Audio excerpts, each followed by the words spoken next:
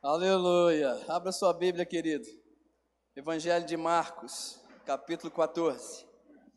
Evangelho de Marcos, capítulo 14. Louvado seja o nome do Senhor.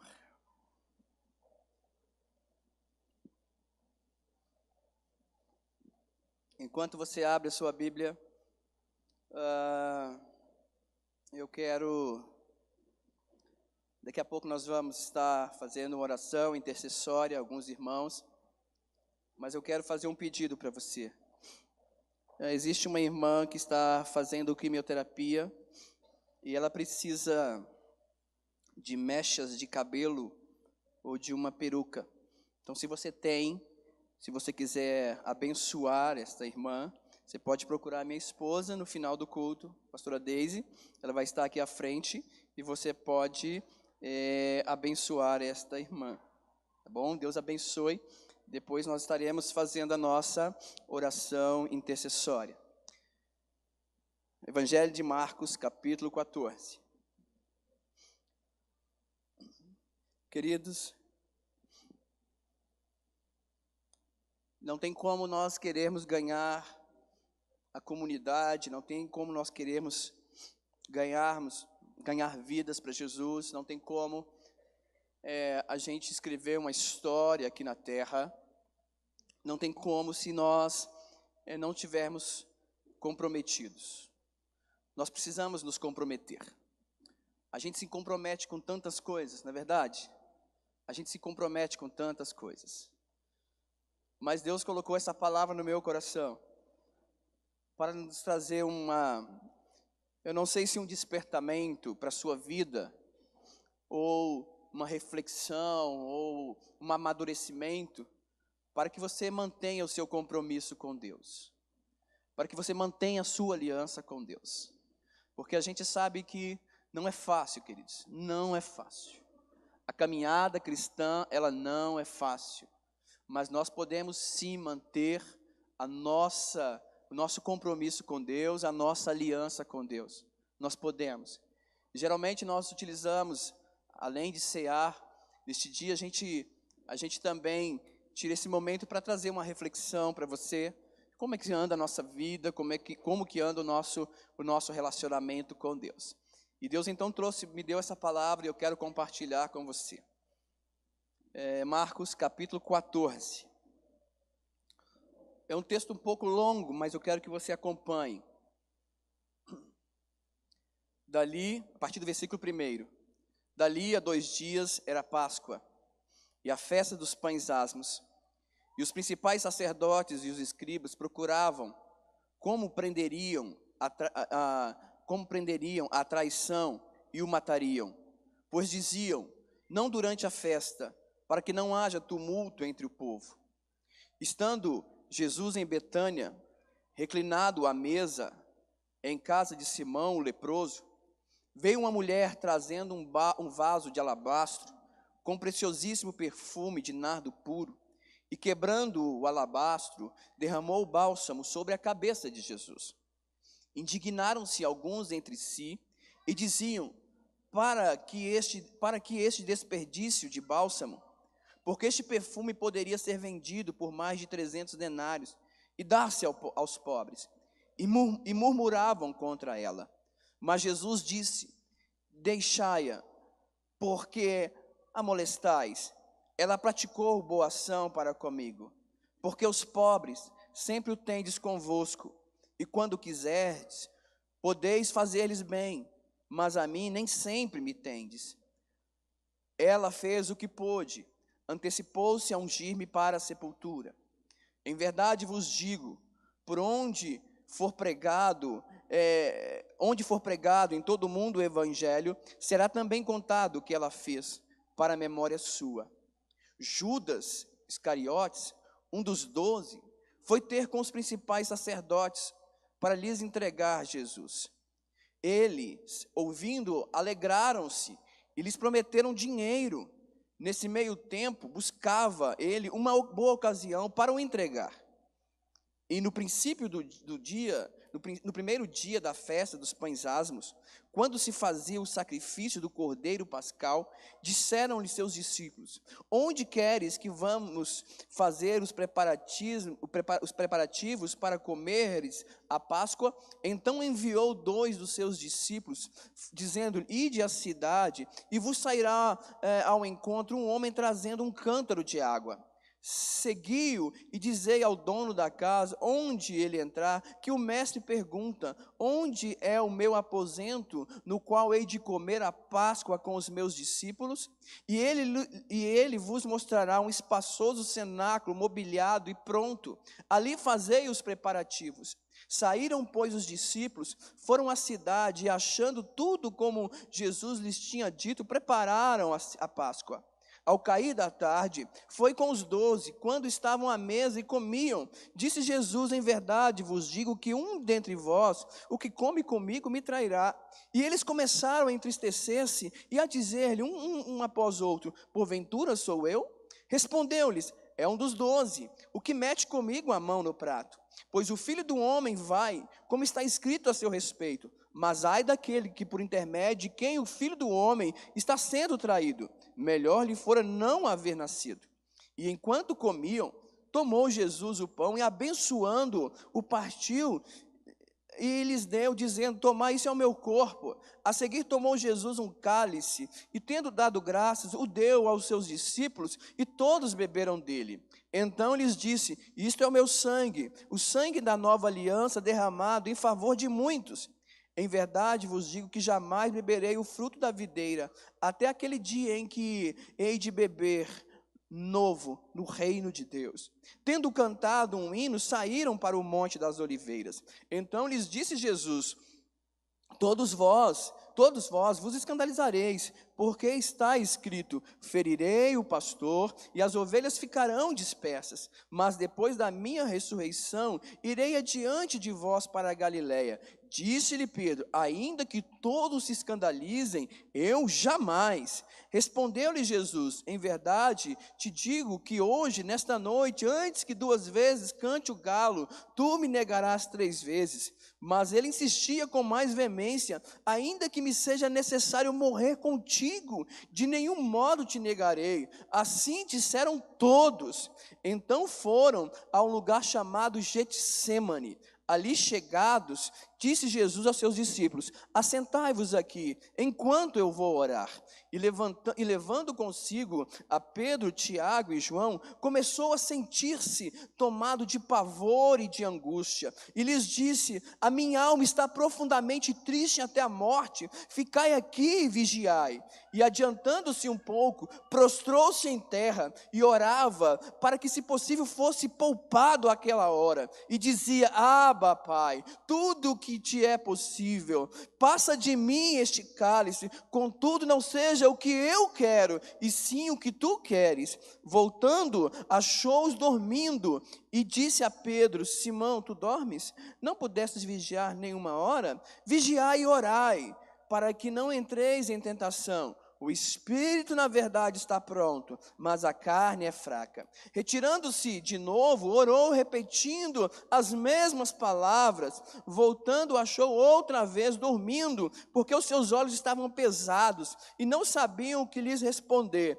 E veio pela 3ª vez e disse-lhes: ainda dormem e repousam? Basta, chegou a hora. O Filho do Homem está sendo entregue nas mãos dos pecadores. Levantai-vos, vamos, eis que o traidor se aproxima.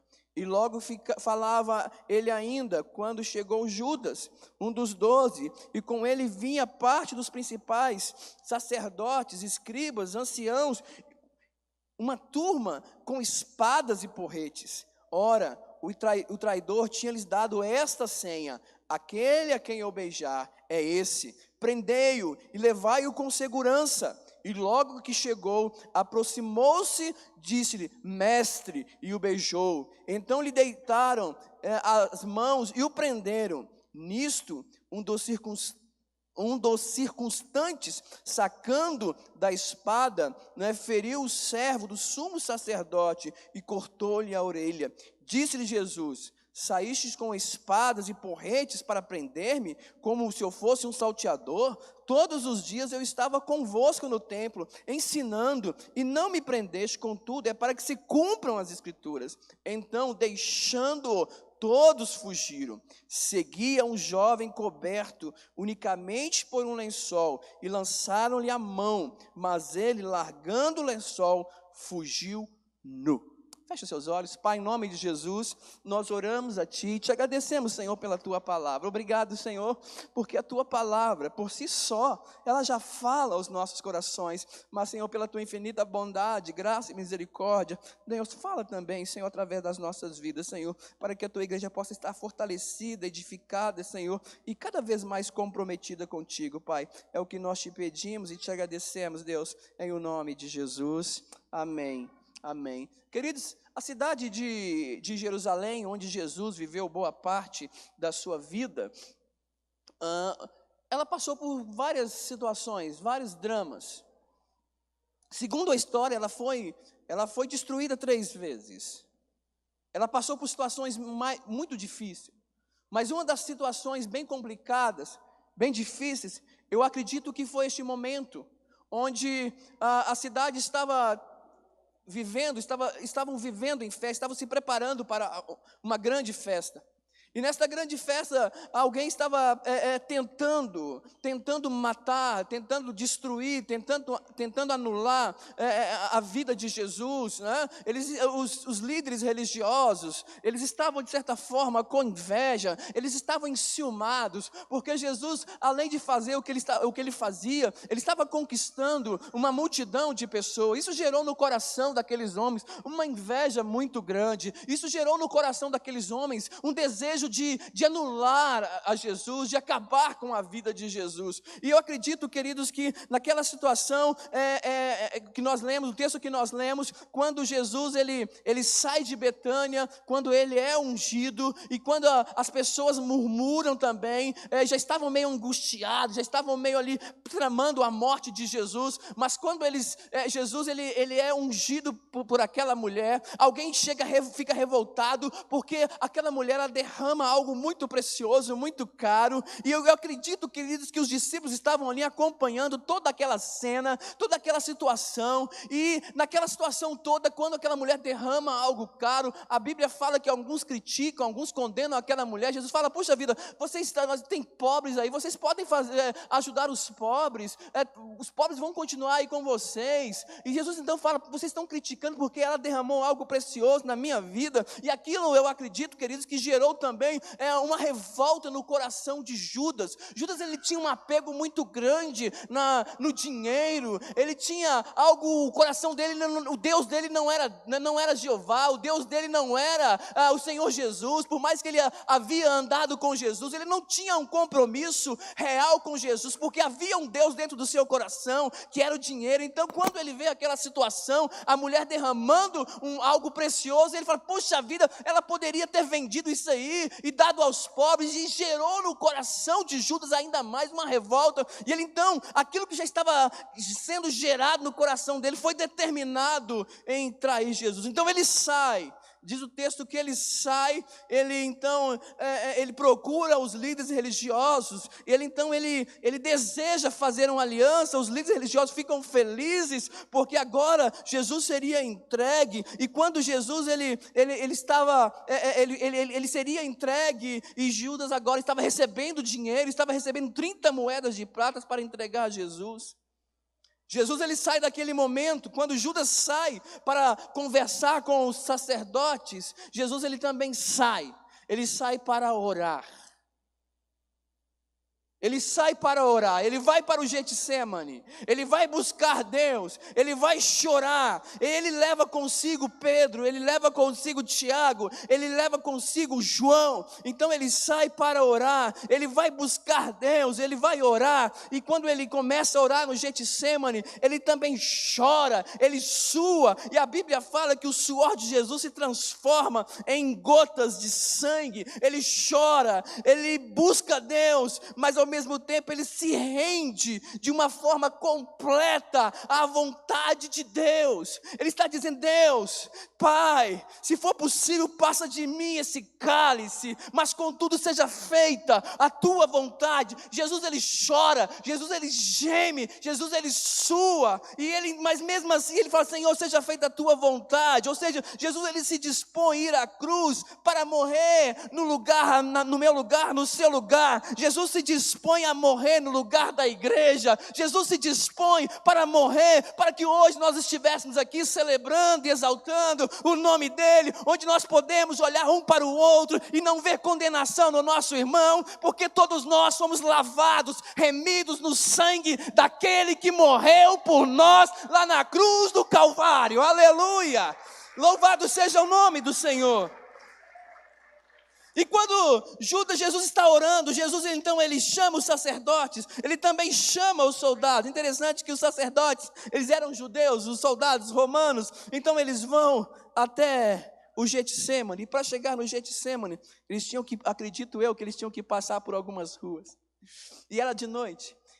E talvez os soldados romanos com seus cavalos fazendo aquele barulho, né, passando nas ruas de Jerusalém, e as pessoas então começaram a abrir as suas janelas para ver o que estava acontecendo, e muitas pessoas abriram a janela, mas também a Bíblia fala que havia um jovem, e esse jovem ele também, eu acredito que ele abre a janela, já estava quase dormindo, e ele então ele acorda, e ele estava dormindo e ele abre a sua janela, e quando ele vê aqueles soldados passando, os sacerdotes passando, e alguém deve ter falado: olha, nós estamos indo em busca de Jesus, nós vamos prender Jesus. Eu não sei qual era o relacionamento que aquele jovem, se ele havia andado com Jesus, se ele já tinha conhecido Jesus, provavelmente já havia, com certeza, aliás, ele já tinha ouvido falar de Jesus. Então ele desce da sua casa, ele fecha a sua janela, ele nem se preocupa em vestir uma roupa, ele coloca um lençol. Diz a Bíblia que ele simplesmente coloca um lençol, e ele começa então, no meio dos sacerdotes, no meio dos soldados, ele se aproxima de Jesus. Ele não percebeu que o lençol, quando ele desce, ele sai da sua casa, ele não percebe que o lençol não é roupa. Lençol não é roupa, querido. Ele não percebeu, ele queria tanto ver aquela cena, ele queria tanto acompanhar, talvez o desfecho daquela situação, que ele não se preocupa em vestir uma roupa, ele simplesmente se cobre com um lençol, e ele se aproxima, e ele então começa a andar, ele se aproxima, ele chega ao Getsemane, e quando ele chega ao Getsemane, ele vê Judas beijando Jesus. Quando ele chega ao Getsemane, ele vê Pedro sacando da sua espada e cortando a orelha de Malco, e ele também vê Jesus pegando a orelha daquele homem e colocando em lugar e sendo restaurado e sendo curado, mas também ele vê Jesus se entregando. Jesus ele não faz nenhum esforço, Jesus não foge, Jesus ele se entrega. Aquele jovem que estava envolvido com um lençol apenas, ele vê Jesus se entregando, ele vê Jesus se entregando. Ele vê Jesus sendo preso, então ele começa a seguir a Jesus. Ele começa a seguir a Jesus com o seu lençol, e no meio da caminhada, no meio daquela caminhada, ele segue Jesus, e ele não mede, querido, as consequências. Deixa eu dizer uma coisa para você: seguir a Jesus tem consequências. Diga aí para a pessoa que está ao seu lado: seguir a Jesus tem consequências. Aquele jovem, ele não mediu as consequências da forma que ele estava seguindo a Jesus. Você não pode seguir a Jesus de qualquer forma.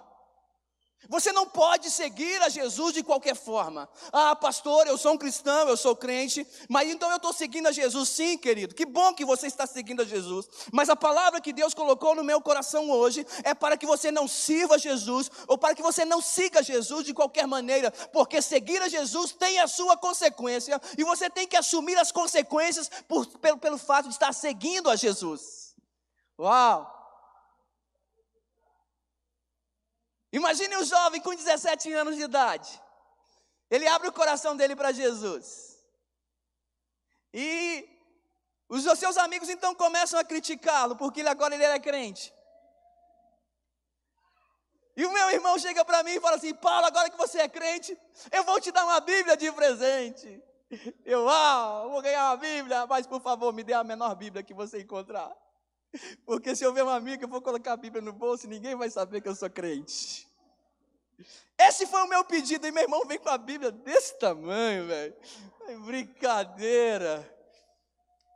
E eu fui criticado pelo fato de agora ser crente, ser Bíblia. Querido, sabe de uma coisa? Seguir a Jesus tem a sua consequência. Mas deixa eu lhe dizer uma coisa. É uma consequência boa, viu? Ela vai gerar crescimento em você. Ela vai gerar amadurecimento. Ela vai te gerar vida eterna. Amém, querido? Glória a Deus. Aleluia. Aquele jovem começa a seguir a Jesus apenas com o lençol. Ele não mede as consequências, talvez por curiosidade. Talvez por uma pressa, por uma improvisação. Ele começa a seguir Jesus. Aquele moço, ele de certa forma, ele não tinha esse compromisso. Sabe, queridos, não temos a mínima condição de sermos chamados de seguidores de Jesus, de sermos chamados de discípulos de Jesus, se não houver compromisso em nós. Não tem como nós seguirmos a Jesus se nós não tivermos compromisso, fizermos um compromisso com Ele. A Bíblia fala que aquele rapaz seguia Jesus. Ele seguia, como eu disse, por alguns outros motivos, mas não por paixão, não por dedicação, não por compromisso. Outras pessoas seguiam Jesus por muito tempo, pelo que Jesus poderia oferecer a eles. Queridos, amados do Senhor, esse jovem que nós estamos falando, talvez hoje ele é um símbolo daquela galera que fica sem compromisso. Essa semana eu conversando com um rapaz, ele chegou para mim e disse assim: pastor, lá fora está difícil, está complicado lá fora, está muito complicado, porque se eu falar que eu estou namorando, eu estou assumindo um compromisso, e lá fora as pessoas não querem compromisso. As pessoas falam: não, eu não vou falar que eu estou namorando, porque o namoro já gera compromisso. Eu vou falar que eu vou ficar, porque ficar não gera compromisso. Então tem gente ficando com Jesus. Tem gente ficando com a igreja. Qual é a sua igreja? A minha igreja é a Koinonia. Querido, você não tem apenas que frequentar uma igreja, você tem que ser membro de uma igreja, mas você tem que fazer parte do corpo de Cristo. Porque tem muita gente que frequenta a igreja, mas não faz parte do corpo de Cristo. Fica na igreja, mas não faz parte do corpo de Cristo. Essa é a galera do ficar. Fica com Jesus, fica com a igreja. Mas eu quero dizer para você, querido, hoje as pessoas muitas pessoas não querem compromissos, não firmam suas raízes, não toleram o princípio da fidelidade. E eu fui lá no dicionário buscar o significado da palavra fidelidade. Fidelidade é o atributo ou qualidade de quem ou do que é fiel. Fidelidade é o atributo ou qualidade de quem conserva, de quem preserva as suas características. Ei, você é crente, você é cristão, você é uma nova criatura, você é filho de Deus, então você precisa preservar a sua identidade onde você estiver, onde você for, você é filho de Deus. Então se eu vou para a escola, eu tenho que preservar a minha identidade. Se eu estou no shopping, eu tenho que preservar a minha identidade. Se eu estou no metrô, eu tenho que preservar a minha identidade. Se eu estou na igreja, eu preciso preservar a minha identidade. Se eu estou em casa, eu preciso preservar a minha identidade. Eu preciso preservar a minha identidade, nova criatura. Amém, queridos? Fidelidade implica em confiança, em uma relação de implicação mútua, que se aplica entre dois ou mais indivíduos, entre determinado sujeito e objeto da nossa consideração. Aquele jovem, amados, ele colocou o lençol só para ver de perto o que iria acontecer com Jesus e voltar para a sua casa, voltar para a sua cama e dormir. Essa era a proposta dele, esse era o desejo dele. Eu vou colocar um lençol aqui, vou ver o que vai acontecer com Jesus, depois eu volto para minha casa. Ou seja, ele não tinha compromisso, Ele não era fiel a Deus, ele estava seguindo a Jesus, mas não tinha nenhum compromisso, porque o desejo dele era de voltar para a sua casa. Sabe, amados, nós não podemos ficar com Jesus apenas numa noite de louvor, num culto de ceia, mas nós temos que andar com Jesus. Nós temos que estar pertinho dele. Nós temos que ser discípulo dele. Nós temos que fazer a vontade dele. Nós temos que fazer a vontade dele. Eu tenho uma mania muito chata, que minha esposa de vez em quando ela chega lá em casa e fala: meu Deus, você não para com isso, você não para. Eu chego em casa às vezes, ligo a televisão, controle remoto na mão, aí eu começo.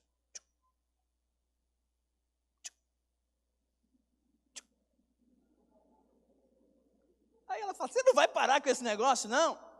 Aí eu vou lá, ESPN, Sport TV, e vou, aí depois eu volto, passo pelos outros, os mesmos canais, ou seja, eu vi tudo.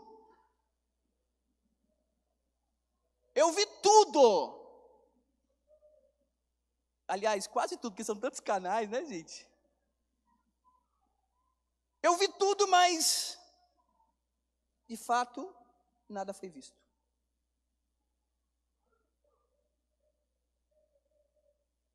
Eu vi tudo e de nada foi visto. A gente muda, a gente vai mudando. Ou seja, eu não criei nenhum relacionamento, eu não me comprometi com nenhum canal. Eu não vi. Eu vi tudo e ao mesmo tempo não vi nada. Querido, você não pode levar uma vida mudando. Você precisa ver Jesus. E você precisa andar com Jesus. Eu preciso ver Jesus. Eu preciso me envolver com Jesus. Eu preciso me comprometer com Jesus. Eu não posso ficar mudando. Hoje eu estou bem, amanhã eu vou mudar. Não. A sua fé não pode ser assim, o seu compromisso com Jesus não pode ser assim. Independente da situação que você vai passar, você precisa estar firmado em Jesus. Aquele jovem, ele estava com seu lençol. E o lençol dele não tinha amarração. O lençol dele não tinha costura. Ele não tinha sequer um cinto para amarrar, para grudar no seu corpo. Ou seja, compromisso, querido, é amarração. Compromisso é costura. Quando você se compromete com Jesus, você se amarra nele, você cria uma aliança e você gruda nele, independente das circunstâncias que você venha passar. Você fala: Jesus, eu não te largo, eu sei que está difícil, a prova está grande, a tentação está grande, a tribulação está grande, mas eu não te largo, Senhor, eu não te largo, porque eu tenho um compromisso contigo, eu tenho um compromisso com a tua palavra, Senhor amado, e eu não vou abrir mão daquilo que foi feito por você, para que eu pudesse estar aqui hoje. Eu não vou abrir mão, porque eu sei que o Senhor é o meu Deus e o meu coração é teu, Senhor. Aleluia!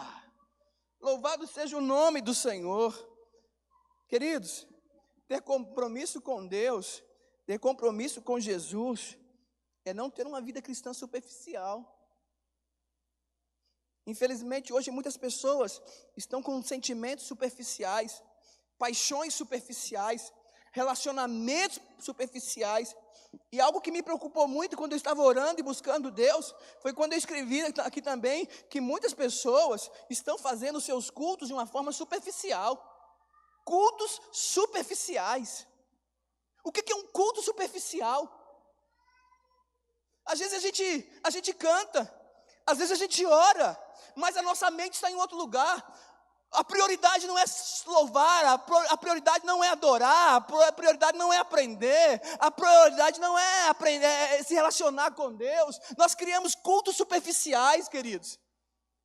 E às vezes quando algo não acontece da forma que a gente queria que acontecesse, ou que quando alguém canta uma música que você não queria que cantasse, ou você vai na igreja e não cantar a música que você queria que cantasse, e você sai chateado porque não cantaram, ou porque a pregação não foi da forma que massageou o teu ego, aí você sai chateado porque, caramba, o nosso culto, ele independe de quem canta. O nosso culto independe de quem prega. O nosso culto independe de quem toca. Nós não podemos chegar diante de Deus e realizarmos cultos superficiais, porque o culto superficiais eu acredito que não tem ação do Espírito Santo, não tem o poder de Deus, não tem a presença do Senhor. Então não tem um culto superficial, querido. Se comprometa em fazer um culto, em glorificar o Senhor, em servir o Senhor da forma que Ele merece, amém? Louvado seja o nome do Senhor, louvado seja o nome do nosso Deus, aquele que vive e que reina para todos sempre. O cristão superficial, a sua vida é baseada na mentira, na falsidade, no engano. Quando você coloca, achei isso aqui interessante, queridos. Eu vou pedir para vocês, por favor, por gentileza, quando alguém no WhatsApp te pedir oração, quando você colocar aquela mãozinha, ore de verdade. Ore, gente. Ore. Às vezes a gente está no trânsito, a gente está trabalhando, fazendo outra coisa, aí a gente olha o WhatsApp, alguém pedindo oração, e a gente coloca a mãozinha, a gente nem ora, em oração. Ore de verdade, gente. Por favor, orem. Quando você colocar aquela mãozinha, pare, ore. Mesmo que você esteja dirigindo, Senhor, a mão, um irmão que... Se bem que ler o WhatsApp na hora de estar dirigindo, meu Deus.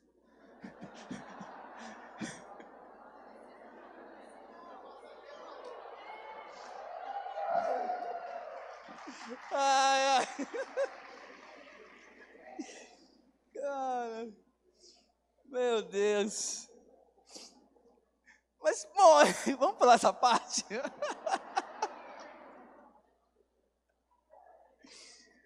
Mas quando você chegar em casa e você for ler os seus WhatsApp, suas mensagens, né? Aí você vê lá um pedido de oração. Ore. Ore, gente. Ore.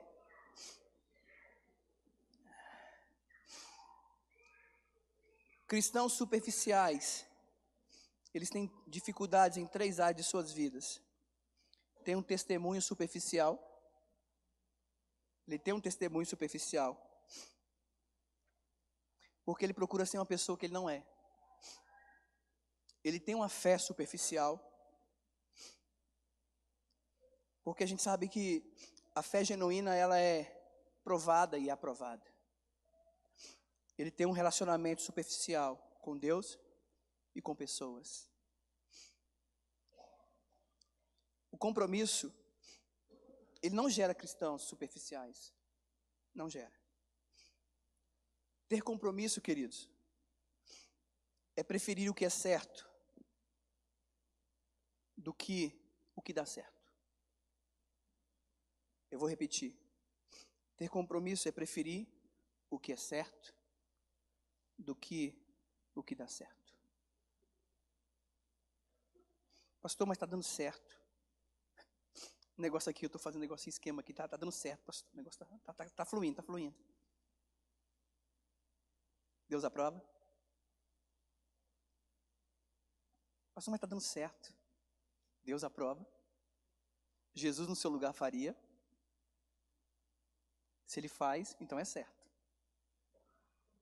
Se ele não faz, está dando certo. E nem sempre o que está dando certo é o certo. Eu poderia falar um pouco mais sobre isso. Nem sempre o que está dando certo é certo. Aquele moço deu certo, né? Ele jogou o lençol, estava de noite, no meio da multidão. Ninguém percebeu, estava dando certo, cara. O lençol estava dando certo. Mas não era certo. Ele não tinha nada por baixo. Não tinha nada. Deixa bem mais claro, ele estava pelado. Não tinha nada, mas estava dando certo. Mas não era certo. E ele sai de noite, ninguém está vendo, no meio da multidão, escondidinho ali, bonitinho. 1 Coríntios, no capítulo 10, versículo 23, diz que todas as coisas não são lícitas, mas nem todas convém fazê-las.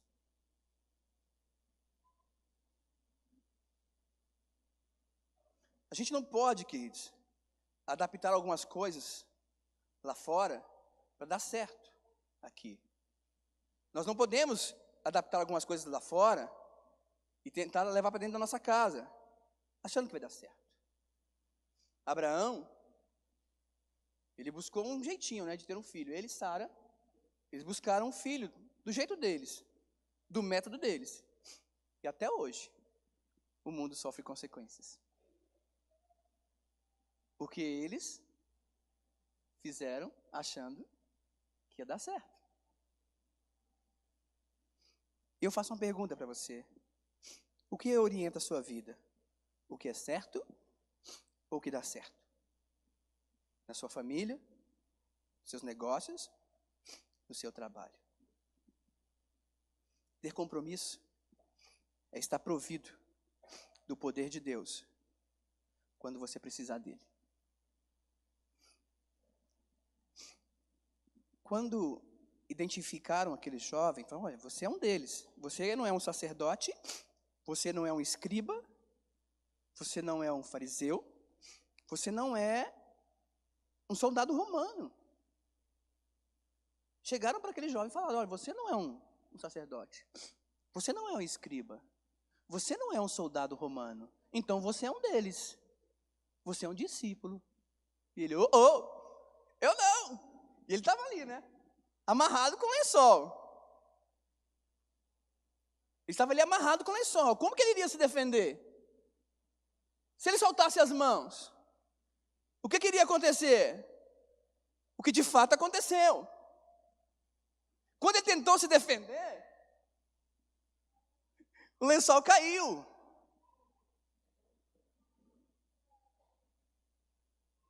O lençol caiu quando ele tentou se defender. Queridos, nós precisamos de nos revestir das armaduras de Deus para nos defender contra as astutas ciladas do inimigo. E quando nós temos compromisso com Deus, nós temos o poder de Deus.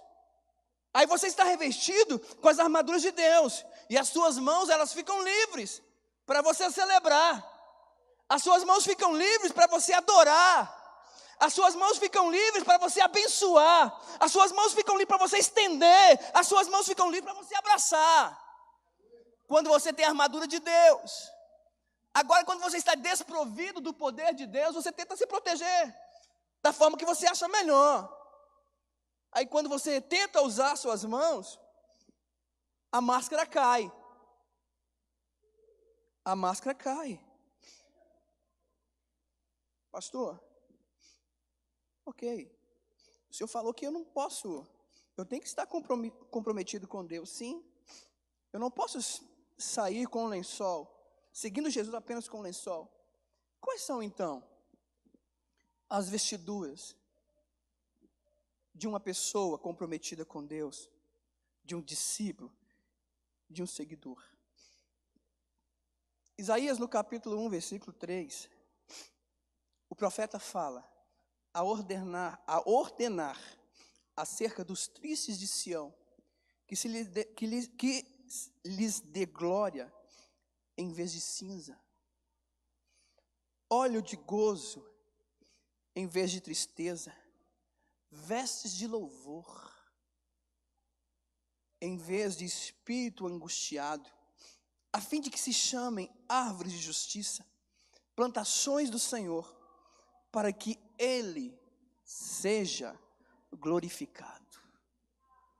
Você precisa andar com as vestes de louvor, querido. Pastor, mas o que vem a ver? O que tem a ver? O que vem a ser vestes de louvor? Vestes de louvor não é apenas caminhar pela vida cantando, mas é viver uma vida ou de uma forma que Deus seja glorificado, que Deus seja exaltado, que as suas atitudes, a sua forma de viver aqui na terra, glorifique o nome do Senhor. Isso é veste de louvor. É assim que um seguidor de Jesus, ele precisa viver. Tudo que ele fizer aqui na terra, glorifique o nome do Senhor. Isso é veste de louvor, querido. Você precisa estar revestido com essas vestes, as vestes de louvor. A tua vida, ela tem que ser uma vida que agrade, que adore, que celebre o nome do nosso Deus. Que as suas atitudes, a sua fala, o seu comportamento seja de uma forma que engrandeça o nome do Senhor. Aí você terá as vestes de louvor. Como é que estão as suas vestes? Tem louvor nas suas vestes? No mesmo capítulo, Isaías, no versículo 10, ele fala: regozijar-me-ei muito no Senhor, a minha alma se alegrará no meu Deus, porque me vestiu com roupas de salvação. Olha aqui o que o profeta está dizendo: me alegrarei muito no Senhor, a minha alma se alegrará no meu Deus, porque Ele me vestiu com roupas de salvação. Aleluia! Como é que está a sua vida, querida, com Deus? Como é que está a sua vida com Deus? Eu até falei ontem, eu tenho um irmão que ele está afastado do Senhor, estou orando por ele. E esta semana, ontem ele me ligou cedo, chorando, porque tinha sonhado comigo, e ele é afastado da casa de Deus. Fala: Paulo, eu acordei assustado, porque estávamos, eu e você, numa grande igreja, a igreja estava cheia, e de repente você foi sequestrado, e eu estou chorando porque você foi sequestrado. Eu falei: eu fui sequestrado, eu fui arrebatado e você ficou.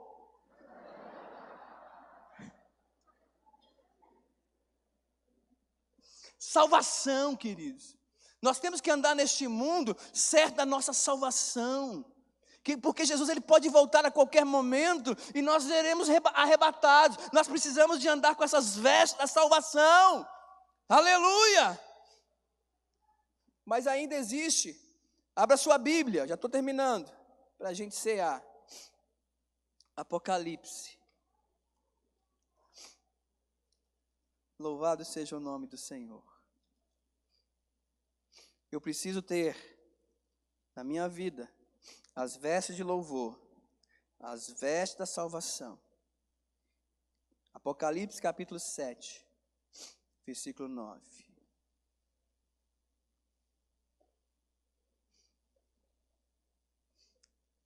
Você pode ficar de pé nesta hora. Galera, sobe aqui, pessoal que vai adorar o Senhor, sobe aqui. Você vai ler de pé.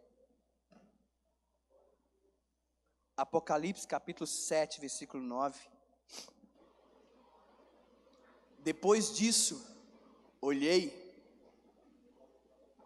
e diante de mim estava uma grande multidão, que ninguém podia contar, de todas as nações, tribos, povos e línguas, de pé, diante do trono e do Cordeiro, com vestes brancas, e segurando palmas, e clamavam em alta voz: a salvação pertence ao nosso Deus, que se assenta no trono e ao Cordeiro.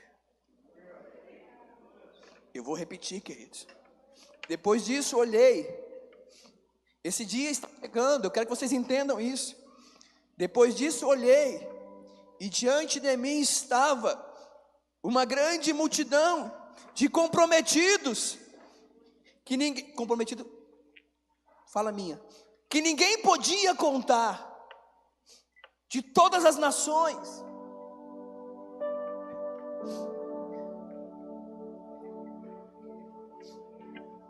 Amados, o mês retrasado, eu e minha esposa, nós tivemos o privilégio de participar de uma conferência do outro lado do mundo. E ao nosso lado tinha japoneses, tinha argentinos, tinha colombianos, Tinham outras pessoas de outras nações. Tinha até cearense lá do nosso lado.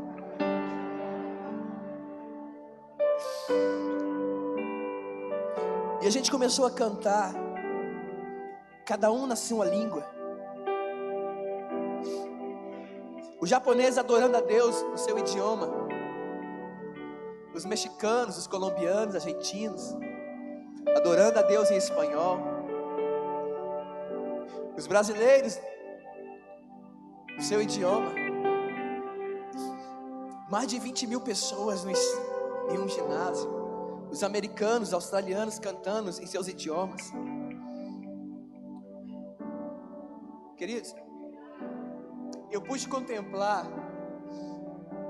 justamente o que está escrito aqui. Depois dessas coisas vi, e eis grande multidão, que ninguém podia enumerar, de todas as nações, tribos, povos e línguas, em pé, diante do trono e diante do Cordeiro, vestidos de vestiduras brancas. Apocalipse capítulo 16, versículo 15. Bem-aventurado aquele que vigia e que guarda as suas vestes, para que não ande nu e que não veja a sua vergonha. Talvez hoje pela manhã você está dizendo: pastor, eu não estou tão comprometido como eu gostaria. Mas nesta manhã, querido, o Senhor te chama e Ele fala: quero colocar em você vestes de louvor, quero colocar em você as vestes da salvação. Eu quero limpar as suas vestes, porque foi para isso que eu enviei o meu filho Jesus, para morrer no seu lugar, derramar o seu sangue.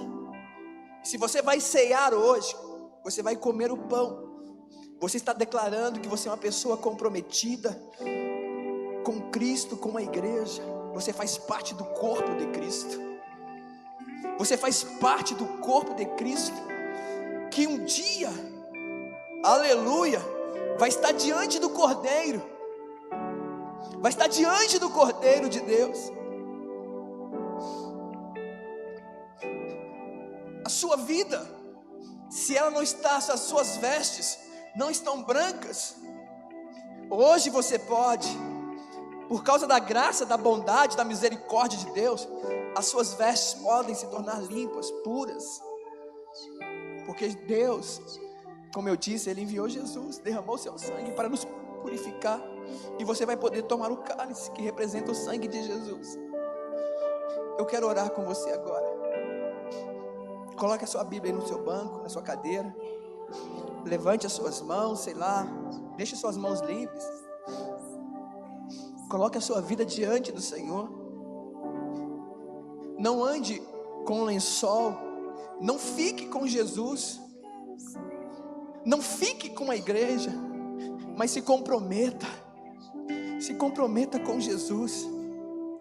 Se nós, queridos, se a coinonia se comprometer com Jesus, olha só o que nós faremos nessa cidade. Nós conquistaremos muitas vidas para Jesus, mas precisamos estar comprometidos com Ele. Nós não podemos viver um cristianismo superficial, que não faz diferença, que ninguém percebe. As pessoas têm que olhar para nós e desejar esse Deus, esse Cristo, esse Jesus que habita em nós, que mudou a nossa vida, que transformou a nossa vida. Elas precisam desejar o poder do Espírito Santo. Oh, aleluia. Pai, em nome de Jesus, nós oramos a Ti e Te agradecemos.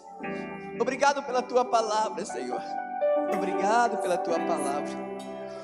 Não queremos ser seguidores casuais. Não queremos ser seguidores superficiais. Senhor, nós não queremos ser seguidores sem o Teu poder. Nós não queremos usar máscaras, Pai, nem lençóis. Nós queremos ter vestes de louvor. Nós queremos ter as vestes da salvação. Senhor, Senhor, que nós possamos andar com vestes brancas. Oh, aleluia. Tu conheces o coração de cada vida aqui nesta manhã, Senhor. Tu conheces o coração de cada um aqui, Senhor. A tua graça, ela é derramada sobre nós. A tua graça está sobre nós.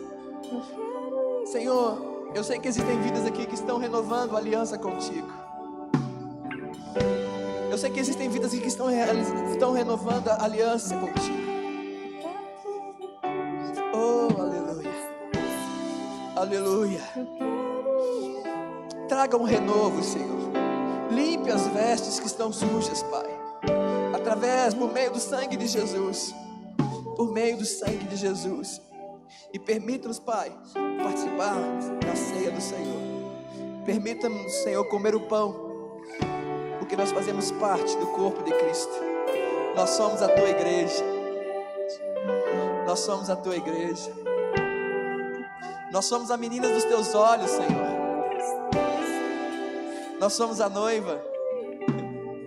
Nós somos a noiva, Senhor. E queremos estar preparados para o dia do encontro com o noivo. Nos ajude, Senhor. Nos ajude. Em nome de Jesus. Em nome de Jesus. Aplauda o nome do Senhor, querido.